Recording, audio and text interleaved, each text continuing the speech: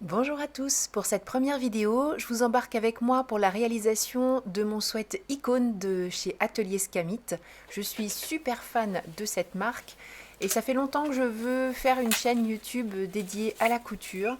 Je ne savais pas trop comment commencer et je me suis dit que la réalisation de ce sweat c'était une bonne occasion de faire connaissance avec vous et de me présenter à vous surtout. Je m'appelle Laetitia. Je suis née en 1971, je vous laisse faire les calculs nécessaires. J'habite dans le centre de la France et pour ceux qui la connaissent, je vis dans le même village que Amandine de la chaîne Raton et Panda. Et si vous ne la connaissez pas, je ne sais pas par quel miracle, mais pourquoi pas, je vous mets les liens vers sa chaîne sous cette vidéo.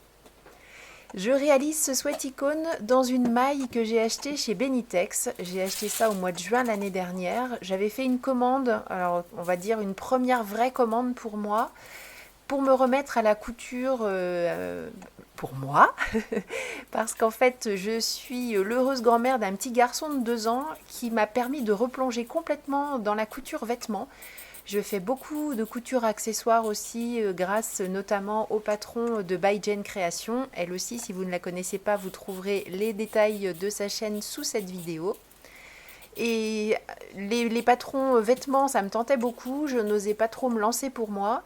Donc j'avoue que le fait de devenir grand-mère, ça a été l'occasion de me remettre, parce que j'en ai fait il y a très longtemps, voilà, de me remettre dans la couture vêtements avec des pièces pas très grandes, donc qui ne coûtent pas trop cher à réaliser, où il y a peu de risques de se tromper, mais où on apprend quand même pas mal de choses.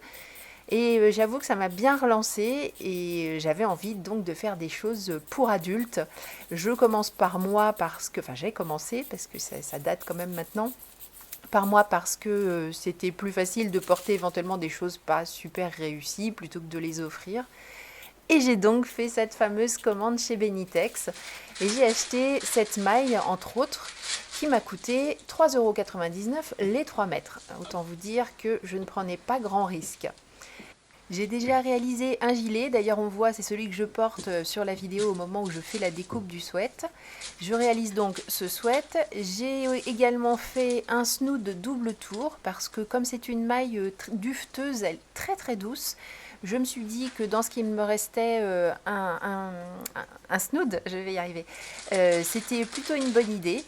Et puis ce sweat, j'en avais très très envie. C'était pour moi l'occasion de tester le patron, voir s'il y avait des choses à changer parce que comme j'ai pas des très grandes jambes, j'ai des jambes classiques on va dire, mais j'ai un grand buste et donc des bras assez longs aussi, enfin assez longs par rapport à ce qu'on peut trouver classiquement dans les patrons. Et je voulais voir là s'il fallait que j'allonge le buste, s'il fallait que je change la hauteur des manches. Eh bien pas du tout. Tout tombe nickel, donc forcément je suis très contente. J'ai décalqué le patron en taille 38. J'ai utilisé pour ça du papier patron que l'on m'a donné avec des petites grilles dessus. Je ne l'aime pas du tout, donc autant vous dire que ce n'est pas avec ça que je vais continuer. J'ai testé la bâche plastique, je ne suis pas fan non plus. Je vais sûrement trouver quelque chose qui me convient. Je pense alors le papier, le type de papier me convient, c'est le quadrillage que je n'aime pas. Donc je pense qu'il faudrait que je trouve un papier façon type papier de soie un peu plus épais comme celui-ci, mais sans aucun quadrillage. Pour reporter le patron et puis tous les petits crans de montage, parce qu'il y en a toujours sur les patrons Atelier Scamit et ça facilite largement le montage et on est sûr d'avoir des choses qui tombent nickel. J'utilise une roulette à craie. Elle m'a fait des petites misères, mais c'est tout simplement parce que la craie était toute bloquée au début de la roulette en fait, et elle ne coulait plus du tout. Au bout d'un moment, elle voulait plus marquer du tout le tissu. Il suffit de secouer un petit peu et c'est reparti. Je vous dis ça parce que moi j'ai galéré un peu. Je me suis dit mais c'est quand même pas possible. J'ai encore de la craie, pourquoi ça ne roule pas? Et bien c'est parce qu'au bout d'un moment, ça fait des blocs en fait au bout de la roulette. Vous avez pu remarquer que mes poids de couture, ce sont des petits disques de fonte pour le sport. Ceux-ci font 500 grammes, donc j'avoue que je ne m'en sers pas. Je les ai donc dédiés à la couture. Et ma table de coupe, c'est un grand tapis auto-cicatrisant que j'ai installé sur mon bureau. Donc j'avoue que c'est peut-être pas ce qu'il y a de plus génial. Quand j'ai des coupons encore plus grands, je me mets sur ma table de salle à manger. Cette fois-ci, par contre, quand je suis là-bas, je n'ai pas mon tapis de coupe. Donc c'est pas encore idéal. Il va falloir que je trouve une solution différente au fil du temps. Je vais finir par trouver la solution qui me convient. Je pense que je vais opter pour un plan de travail sur lequel j'installerai un très grand tapis de coupe, mais j'avoue que là, tout ça, ça a un coût. Donc pour le moment, je me dis que ça me convient très bien et je travaille comme ça. Bon, j'ai un tapis auto-cicatrisant parce que j'aime beaucoup aussi utiliser la petite roulette pour découper, le cutter rotatif, voilà, je ne trouvais plus le terme. Par contre, en fonction du tissu que l'on coupe, eh bien, ça laisse des petits trucs un peu crado. Donc après, eh bien, un peu d'huile de coude, on frotte. Quelquefois, il m'arrive de soulever le tapis pour ouvrir un petit peu, très légèrement, les coupures pour pouvoir faire sortir toutes les fibres. Et là, c'était le cas avec cette maille. J'avais des petites fibres coincées partout. Pour la doublure de la poche, j'ai pris cette petite chute qu'il me restait d'une autre réalisation Atelier Scamit que je vous présenterai, je pense, dans une autre vidéo. Une fois que j'aurai lancé celle-ci, ça me permettra de... ça va débloquer un petit peu mon... comment dire, ma timidité, mon... enfin, je sais pas comment dire, voilà. J'ai longtemps hésité avant de me lancer, donc je vais garder quelques projets pour d'autres vidéos. Je disais donc que la poche kangourou qui est sur le devant, c'est plus pratique parce que sur l'arrière, on pourrait, hein, mais ce serait pas, à moins d'aller faire du vélo avec pour mettre les rations. Bref, je vais arrêter mes bêtises. Mais bon, si vous me suivez sur ma chaîne Scrap, vous savez que les bêtises, c'est ma marque de fabrique. Je disais donc, j'ai utilisé cette chute de coton. J'adore ce tissu, il est dans des tons, alors le fond est blanc et puis il y a des tons marron et bleu marine, et moi je suis fan de bleu, comme vous l'avez sûrement remarqué à ce que je coupe aujourd'hui et à ce que je porte. Et je l'ai acheté chez Top Coupon. Là aussi, si vous suivez la chaîne d'Amandine, Raton et Panda, vous savez que Top Coupon, c'est pas très loin de chez nous, donc on a la chance de pouvoir aller jusqu'à l'entrepôt. Et j'avoue que quand j'ai vu, alors c'est faux, c'est pas moi qui l'ai vu, c'est Amandine qui l'a trouvé. Quand elle a vu ce coupon, je me suis dit que si elle ne le prenait pas, il était pour moi. Et vous l'avez compris, elle ne l'a pas pris, donc il était pour moi. Je le découpe à la mesure de ma petite poche. Je vais ensuite faire toutes les marques dessus, parce que normalement la poche n'est pas doublée. On la fait directement dans le molleton que l'on utilise pour faire le sweat. Moi j'ai choisi de doubler et je vais reprendre, pour que ma poche fasse exactement les bonnes tailles, les dimensions qui sont préconisées dans le livret de couture. À savoir, on a d'abord un repli de mémoire de 1 cm puis 2, enfin je sais plus, mais en tout cas si vous suivez les préconisations du petit livret, vous aurez exactement les dimensions à reporter. Et je me sers de ces marques qui servent normalement à faire les replis pour coudre sur le sweat, et bien pour faire les repères qui me serviront moi à coudre les deux parties ensemble. J'épingle bien les deux morceaux ensemble parce que comme j'ai deux matières très différentes, une qui ne va pas bouger, le coton, mais l'autre qui est très extensible, je ne voulais pas arriver à la fin avec une différence entre les deux, d'autant que je ne sais pas comment ça va se passer au niveau des griffes de ma machine à coudre, parce que comme j'ai fait les repères sur le coton, c'est la maille qui va être en dessous. En fait, tout s'est bien passé parce que ma machine est adorable. J'ai une Elna Experience 560. J'adore cette machine. Elle passe les épaisseurs sans problème. Elle fait des surpiqûres de toute beauté. Oui, j'adore ma machine. Je couds tout le tour de la poche, sans oublier bien sûr de laisser une petite ouverture, parce qu'il y a bien un moment où il va falloir qu'on retourne tout ça quand même.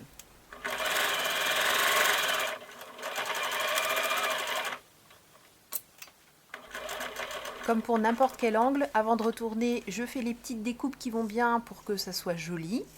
Bon, là, il y a un petit peu d'épaisseur par rapport au tricot, mais ça pose absolument aucun problème. Et puis les marges de couture sont restées bien en place. Ça ne m'empêche pas de passer un petit coup de fer à repasser pour que tout soit nickel, parce que comme vous l'avez vu, avant de le coudre, mon tissu, il était lavé, mais absolument pas repassé. Donc c'était pas spécialement joli. Avant de le mettre en place sur le sweat quand même, je vais lui donner un petit coup de fer. Je me suis installée une mini table à repasser avec un fer à repasser de voyage. Donc la mini table à repasser, je l'ai récupérée de l'appartement d'étudiante de ma fille aînée, qui n'est plus étudiante du tout et qui maintenant a une vraie table à repasser de grande fille. Donc je lui ai piqué sa table à repasser que j'ai installée sur les petits chariots à roulettes qui viennent de chez le géant suédois également. que j'ai depuis longtemps et que j'utilisais plutôt pour le scrap, et bien maintenant il est dédié plutôt à la couture. Et j'utilise un tout petit fer à repasser de voyage que j'ai payé 5 € dans le petit supermarché qui est dans notre village. Pour la couture, je fais un point droit tout simple avec ma machine Elna également. J'ai fait un point que j'ai allongé un petit peu parce que là on tient plus de la surpiqûre. Je ne fais pas de repli au niveau de la poche puisque vous vous rappelez que j'ai utilisé les valeurs de couture pour assembler les deux pièces l'une avec l'autre. Je la pose tout simplement à plat sur le devant du sweat. Pour ce qui est de l'assemblage final, j'ai suivi le livret, quand bien même là j'aurais pu me passer de le faire, mais il m'arrive des fois quand je me laisse pousser des ailes de finalement faire des bêtises. Même si c'est ma marque de fabrique, je préfère éviter d'avoir à faire et défaire. Donc comme je l'ai appris et comme je le fais toujours, j'assemble d'abord les deux extrémités. Ensuite, je mets des pinces au niveau de tous les repères de couture qui étaient présents sur le patron. Et puis après, eh bien, je mets des petites pinces partout où on en a besoin.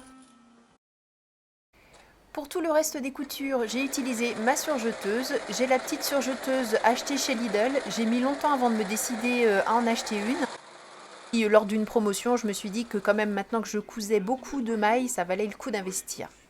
Pour couper mon fil, je coupe mon fil mais je le coupe à 1 cm de la fin de ma couture. Je tire sur les deux petits fils qui dépassent, ça crée un nœud automatiquement et ça ne bouge plus. C'est une merveille cette technique, j'adore ça. Maintenant que j'ai découvert ça, je crois que j'ai vu ça sur le site de Morgane Jeudi, sur le compte de Morgane Jeudi sur Instagram. Et depuis je fais tout le temps ça, sauf à certains endroits où je préfère faire un nœud et rentrer le surplus. Me demandez pas pourquoi, il y a des moments où je préfère faire comme ça. Et puis j'ai la chance d'avoir une recouvreuse. Je me suis fait un grand plaisir en achetant une Euphoria de chez Babylock. Donc autant vous dire que tout ce qui est enfilage, c'est d'une simplicité enfantine.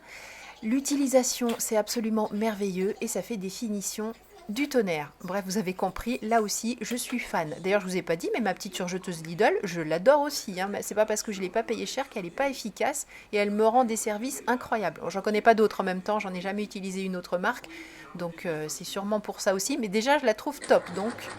Mais on en revient à la recouvreuse. Ça me permet de faire tout le tour de la capuche de ce sweat.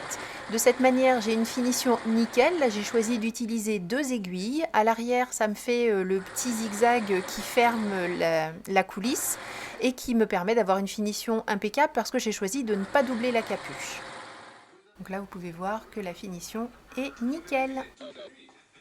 Le dos et le devant sont assemblés du fait de la couture des manches en place.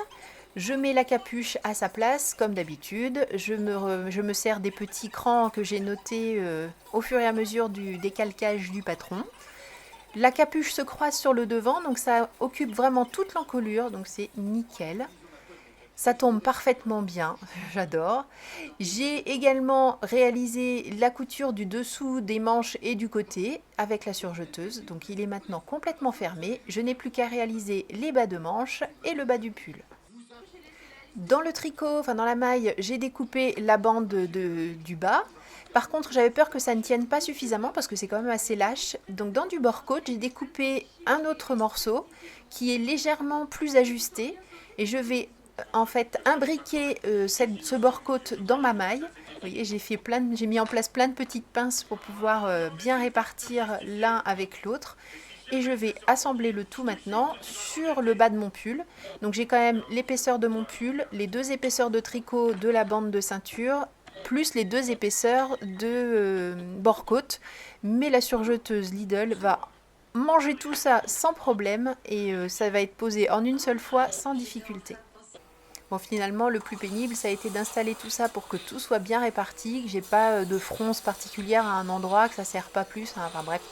J'assemble d'abord à la couture de côté et ensuite l'autre couture de côté du pull et puis après je fais, vous savez, en demi, en quart et puis petit à petit on arrive à faire le tour du pull sans avoir de différence particulière à un endroit ou à un autre.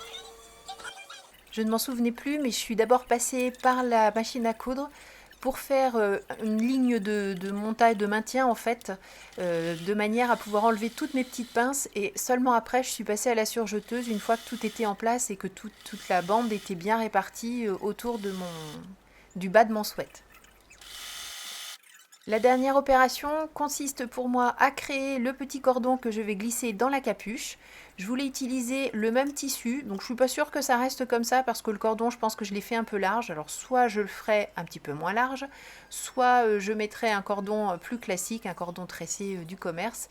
Mais j'ai envie de faire un petit rappel de la doublure que j'ai utilisée pour la poche. Donc à voir si je le laisse comme ça dans le temps. Je vais vous le présenter après porté et vous verrez que le cordon est en place. Donc pour le moment, je le garde comme ça. Alors je le garde comme ça parce que j'ai tellement peiné, même avec ce petit outil magique, à créer le cordon, enfin pas tellement le créer, mais à le retourner sur l'endroit, parce que je l'avais cousu un petit peu serré, que pour l'instant, je vais profiter du travail que j'ai fait et garder ce fameux cordon. Je l'ai passé avec un petit outil qui sert normalement à passer les élastiques. Vous savez, on a une sorte de petite griffe et on descend un anneau pour bloquer le cordon. Donc je l'ai passé dans la capuche. J'ai fait en sorte de bien répartir les deux cordons pour qu'au final, sur le devant, ils soient à peu près de la même longueur.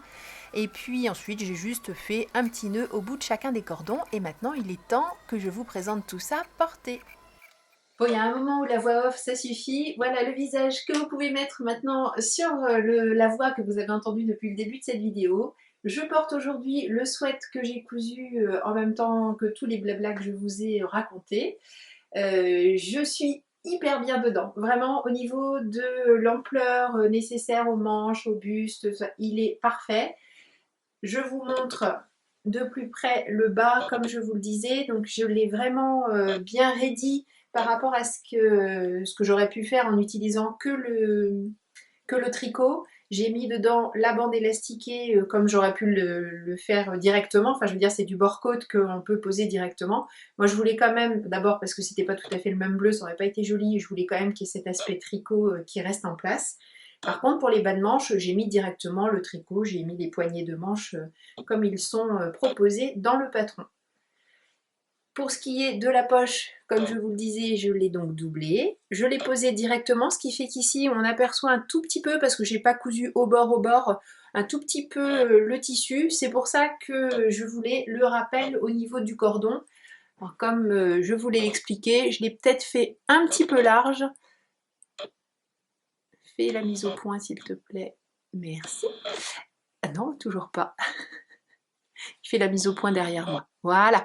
Je l'ai peut-être fait un petit peu large, mais bon, à voir. Peut-être le reprendre pour le faire un peu plus rond. Peut-être le faire un petit peu esprit passepoil avec un petit cordon à l'intérieur, je sais pas. Et puis le bas, pour l'instant, j'ai juste fait ça, mais je pense que je vais acheter des embouts métalliques à presser autour avec une pince. Ça leur donnera un petit peu de poids et un petit peu plus de tombée. Ce sera quand même plus joli. Je ne porterai jamais la capuche, mais au niveau de la taille de la capuche, parce que c'est quand même intéressant, elle est nickel. Elle est ni trop grande ni trop petite, mais j'ai pas une tête à chapeau, pas une tête à capuche. Donc hors de question que je la porte. Mais pourtant, j'avais envie de ce sweat avec une capuche. Bon voilà. Je trouvais que le fini était exactement celui que je voulais avec cette fameuse poche kangourou devant. Je vais m'arrêter ici pour cette première vidéo. Je ne sais pas s'il y a encore du monde. En tout cas, merci beaucoup si vous êtes restés jusqu'ici. Je vais terminer en remerciant 3 personnes qui font partie de mon univers couture et qui comptent beaucoup pour moi et qui m'ont beaucoup aidé dans ce processus de mise en place de cette nouvelle chaîne de couture. Il s'agit de Amandine, de Raton et Panda, d'Aurore, qui a un compte, mais je ne suis pas sûre qu'elle souhaite que je le divulgue ici, donc je ne dirai pas le nom de son compte. En tout cas, merci aussi à toi Aurore. Et puis Sandra du compte Instagram Onction Couture. Elles ont toutes les 3 très grandement contribué à ce que j'arrive devant vous aujourd'hui. Donc il y aura d'autres vidéos. Alors je ne pense pas sur le principe de vous montrer ce que je suis en train de coudre parce que c'est hyper difficile à filmer. Donc j'envoie un grand bravo à toutes celles qui arrivent à le faire. Franchement, c'est très compliqué. Enfin, en tout cas, pour moi, ça a été assez compliqué de penser déjà à montrer. Enfin bref, c'est compliqué. Donc je ferai des bilans, ça c'est sûr. Sûrement des petits déballages de commandes parce que je commande de temps en temps quand même du tissu, même si j'essaie de me calmer un peu. Et parce que je veux pas avoir un grand stock, mais je voudrais faire beaucoup de couture. Enfin bref. Voilà, on verra ça plus tard. Je vous laisse là. Merci beaucoup d'avoir suivi cette vidéo. À très bientôt. Bye bye.